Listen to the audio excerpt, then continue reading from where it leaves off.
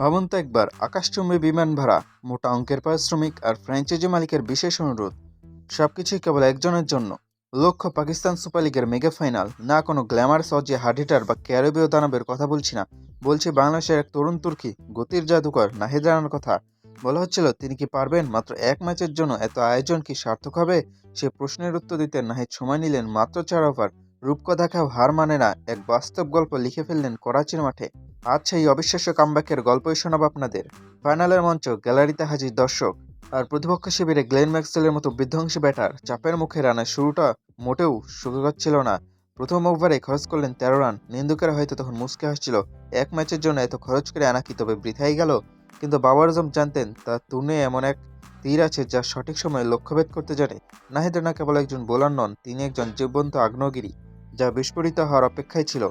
দ্বিতীয় over strike এন্ডে Aussie Glenn Maxwell, যিনি একাই ম্যাচের মোড় ঘুরিয়ে দেওয়ার সামর্থ্য রাখেন। রানার হাতে বল, চোখে আগুনের আভা।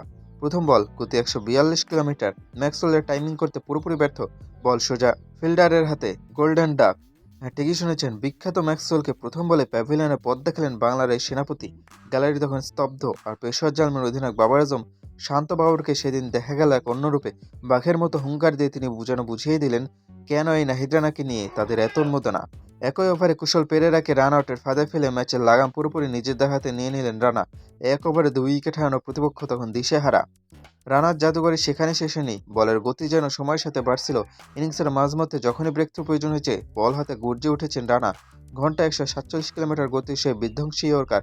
ভুবনেশ্বর স্টাম্প যখন উপড়ে গেল, ধারাভাষ্যকাররাও চিৎকার করে বলতে বাধ্য হলেন, yes, Nahid Rana is back, the tiger is back. পেশোয়ারের হয়ে সবচেয়ে ইকোনমিক্যাল স্পেল শেষ করলেন তিনি। শুরুটা 13 রান দিয়ে হলেও শেষটা এক অবিশ্বাস্য মেইডেন ওভার আর গুরুত্বপূর্ণ উইকেটে। পিএসএল এর প্রতিটি বল যেন ছিল বন্দুকের গুলির মতো নিখুঁত। নাহিদ রানা এলেন, দেখলেন এবং জয় করলেন। একজন বাংলাদেশি বোলারের জন্য বিদেশের মাটিতে এমন সম্মান, এমন কদর আমাদের জন্য গর্বের। পিএসএল এর ফাইনাল মনে রাখার রানার সেই গতি, বাবরের সেই উল্লাস আর ম্যাক্সওয়েলের সেই হতভম্ব চেহারা। বাংলাদেশে গতির বিপ্লব মাত্র শুরু হলো।